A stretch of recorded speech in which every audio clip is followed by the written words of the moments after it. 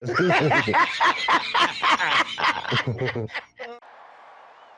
about them Cowboys?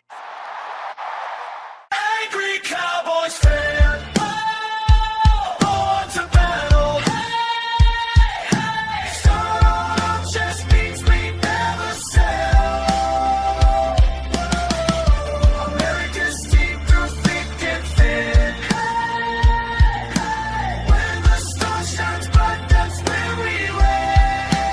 Angry Cowboys fan. What's going on, Cowboys Nation and Angry Cowboys fans around the world? Y'all know who it is. It's your man, the Angry Cowboys Fan.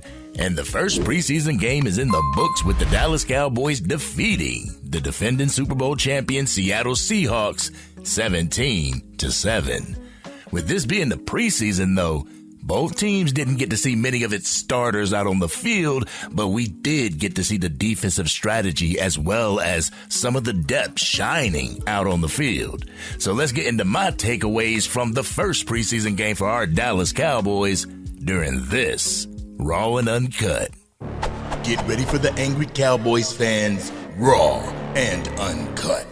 Man, keeping it real, man, keep it real, that's real. Well, Cowboys Nation, I must admit, I was pretty impressed with the showing of our entire Dallas Cowboys team yesterday. It was an aggressive showing from both sides of the ball.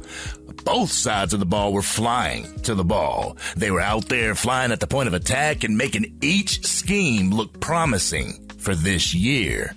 But during this Raw and Uncut, I'm going to start out with the not so promising and then move into the promising for Cowboys Nation. Well, the first not so promising moment is the discipline on both sides of the ball. The number of penalties that the Dallas Cowboys had really needs to be worked on for the rest of this training camp and going back to Frisco. 13 penalties for 103 yards is ridiculous. It's not a great stat metric for this Dallas Cowboys team. And I understand that this is the first preseason game of the 2026 season, but we gotta nip this crap in the bud right now before it becomes an issue down the road. Another not so promising issue is the depth at the tackle position. We spoke about this during the live the other day, Cowboys Nation. Yesterday showed me that the tackle room needs some more TLC. It needs another dog, a starting caliber dog in order to help this offense keep the quarterback clean and the opposing edge rushers honest. And I understand that people want Max Crosby to come to the Dallas Cowboys, but they may need to sideline that want to bring a tackle to this team. With the starting tackles having question marks surrounding them, we can't go into the regular season with question marks surrounding the entirety of the tackle position. That entire position group can't not have a dog in it.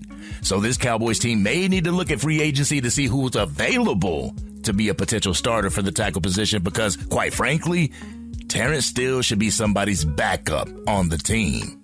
And another not-so-promising issue is trying to force Jadon Blue into that running back 2 position. You could see him struggling with just dictating the gap that he should be running through while he was in the game. The Seahawks defensive front had Blue stifled, limiting Jadon Blue to just 19 yards off of 8 carries, 2.2 yards per carry. And I know this is just the first preseason game for the Dallas Cowboys 2026 campaign, but after the first game, I feel Jadon Blue's stock has fallen just a little bit. If he continues to have a preseason like we saw last night and still gets the running back 2 spot, then we know it's all about politics and not about competition. And another not-so-promising moment was Trayshawn Holden's fumble of the punt return, setting the Seattle Seahawks up with a 1st and goal. In a situation where the ball's bouncing near the goal line, just either let it bounce in the damn end zone or allow it to be downed at the 1-yard line. We do have the backs in the backfield to get off of the goal line and to be able to make some positive yardage. Don't feel like you have to field the ball when people are so close to you, and please, field the ball before you decide to run. Holden started running before the ball was secured. This is something that should be second nature to every back in the backfield that's fielding the ball. It should be taught by your special teams coach, Nick Sorensen. And speaking of Nick Sorensen, That's the next not-so-promising moment of the game last night, the special teams unit. A number of Dallas Cowboys fans have spoken to me, and we all worry about the special teams unit this year, and our worries were solidified last night. I need Brian Schottenheimer in the front office to be willing to let Nick Sorensen go if it's not working out sooner rather than later. I don't want the Dallas Cowboys to be toward the end of the season and then figure out that the special teams is an issue. If it continues through preseason and the first 3 games of the regular season, they should consider letting Nick Sorensen hit the road and allow another coach to lead this special teams unit. It wasn't just that particular punt either. The punt where Jonathan Mingo had to chase down the returner in our territory. Special teams needs to pick it up and pick it up quick. They can't allow the returner to get great field position for the opposing team every time they get a punt. We have to work on the special teams. So, to close the not-so-promising portion of this video, there are 3 players where their stock kind of fell after the first preseason game, and those 3 players are Kalen Carsons, Jadon Blue, and Trayshawn Holden. They have a chance to clean it all up throughout the preseason and the rest of training camp. Will they be able to clean it up, Cowboys Nation? That's going to be the question. Will they be able to clean it up so they can solidify a position on this team? Or will they continue to go downhill and possibly make the practice squad or even be cut from the team altogether? We'll see as the preseason plays out. Now let's go ahead and get into the highlights of the game, starting off with 3 players that I feel were highlights out on the field during this preseason game. You got James Houston, Camden Brown, and Joe Milton III. James Houston is still James freaking Houston. He was able to get pressure on the quarterback while also getting 2 sacks, one of those sacks being wiped away because of a penalty. But he helped stop a potential scoring drive for the Seattle Seahawks when they got the ball in the red zone because of that botched punt from Trayshawn Holden. James freaking Houston was in the game to help hit that goal line stance and to get the ball back for the Dallas Cowboys. That's something that I love to see. James Houston continues to bring that same type of intensity, that same type of aggression that he brought last year, as well as his ability to beat the tackle off the edge and to find his way to the quarterback. So that was a bright light for our Dallas Cowboys last night. And then we go to Camden Brown. This man's stock has skyrocketed to the top after multiple contested touchdowns yesterday. Brother showed that he has ice in his veins and could potentially be a reliable target to Dak Prescott during the regular season. The brother has made the wide receiver 5 position battle that much more enticing to me and as well as Cowboys Nation. But the brother left the game with 3 receptions for 62 yards and 2 touchdowns. This is something that could match up well with CeeDee Lamb, George Pickens, and Ryan Flournoy, and let's not forget Jake Ferguson during the regular season. If Camden Brown can keep up this type of play, then I see him leapfrogging Trayshawn Holden as well as Jonathan Mingo in that race to the wide receiver 5 spot. But the other person that really impressed me yesterday was Joe Milton III. Joe Milton impressed me during the first preseason game, but for me, it wasn't about the win or the loss. It was about the mechanics inside and outside of the pocket. I wanted to see his throwing mechanics and if he's improved with his pass selection. Honestly, Cowboys Nation, he did not disappoint when he got in the game. The brother came in the game and was 12 for 15 with 107 yards passing and a touchdown, edging out Sam Howell's 118.1 passer rating with 118.6 passer rating of his own. But so many Cowboys fans went into this game thinking that the QB2 position was Sam Howell's to lose. But the way Joe Milton performed last night, I'm starting to see that this Joe Milton experience could work in the Dallas Cowboys' favor. If Joe Milton can continue to play the way he did last night, then I see the coaching staff going with Joe Milton III as opposed to Sam Howell for that QB2 position. But hey, we still got some training camp as well as the preseason to go, so Sam Howell could steal it back. But for right now, it's Joe Milton's job to lose. But I also want to highlight Michael Trigg from last night. This first preseason game has impressed me more than what Luke Schoonmaker has been able to impress me with the entirety of being a Dallas Cowboy. Trigg had 4 receptions out of 5 targets and was able to recover from that drop when the Seahawks defender was draped over his back. His blocking looked pretty damn good while he was in the game, and his drive continued with each snap that he was a part of while in the game. If he continues to have a great camp as well as balls out during the preseason, I believe he'll be that one to steal that tight end 3 spot from Luke Schoonmaker. And another highlight of the offense was when Malik Davis came into the game. I don't understand why the RB2 position is such a huge question mark surrounding it. Every time Malik Davis's number's called, he answers the call, Cowboys Nation. There was a play where he got blown up in the backfield, but that was due to the offensive line collapsing, allowing the play to be blown up. Other than that, Malik Davis did what he normally does, and he added to the drive positively. Honestly, if Malik Davis doesn't get the running back 2 spot from Jadon Blue, we can all point toward it being more political rather than competitive. Jadon Blue had more carries with less yards yesterday. Malik Davis ripped off 5.6 yards per carry. So if you're looking for a change of pace back, then look no further than Malik Davis. Not only can he be the change of pace back, but he can also play special teams. Another side of the ball, Cowboys Nation, whether it's the special teams return or we're going for a punt. Malik Davis can play both. Also, we're looking at Phil Maffa, but what if Israel Abanikanda is the second bruiser that we're looking for on this team?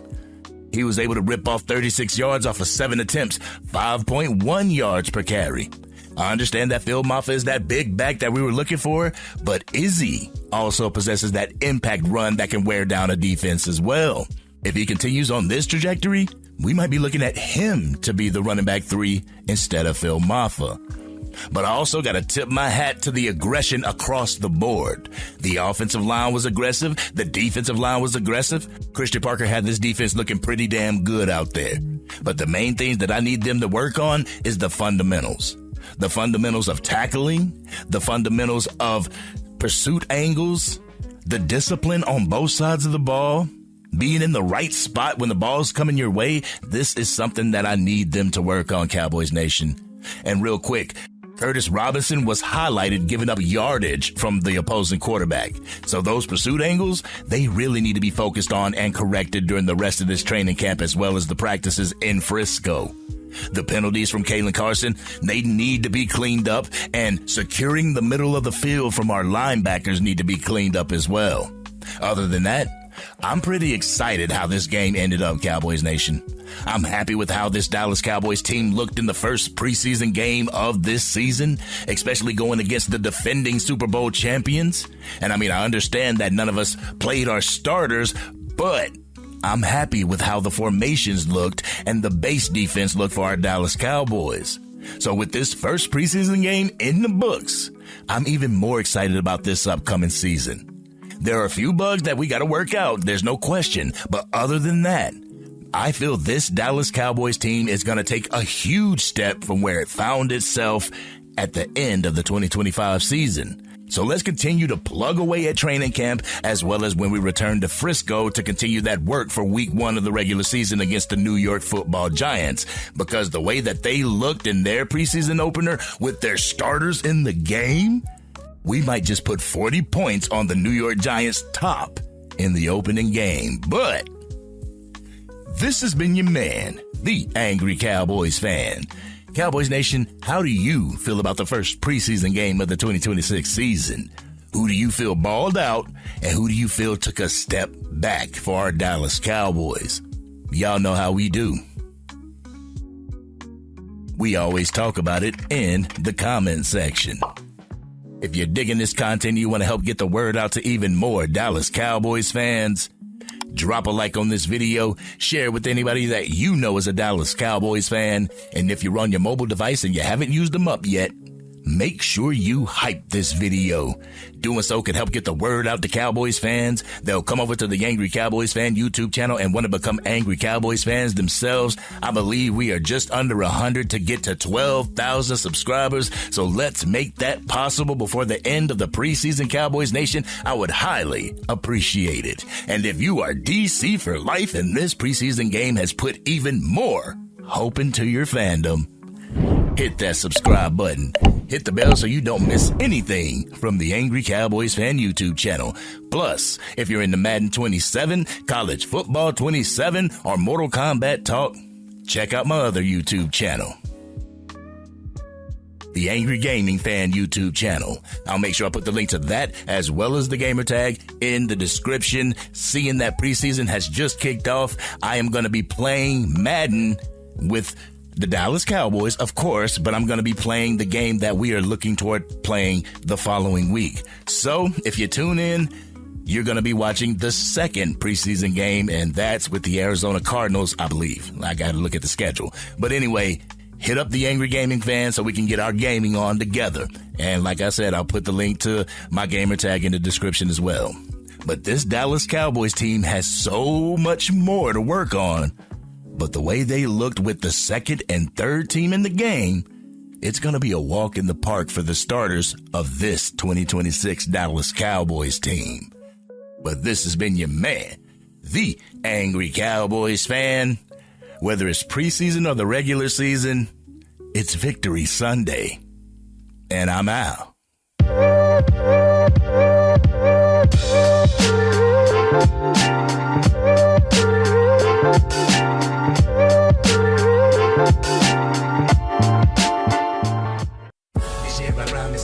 Dang, Angry Cowboys fan, you done made it through the entire video. But if you want more content, you can definitely go to this video right here. Or if you want the latest episode of the Angry Cowboys Fan podcast, you can go right here. But whatever you do, like, share, and subscribe to the channel, but remain DC for life.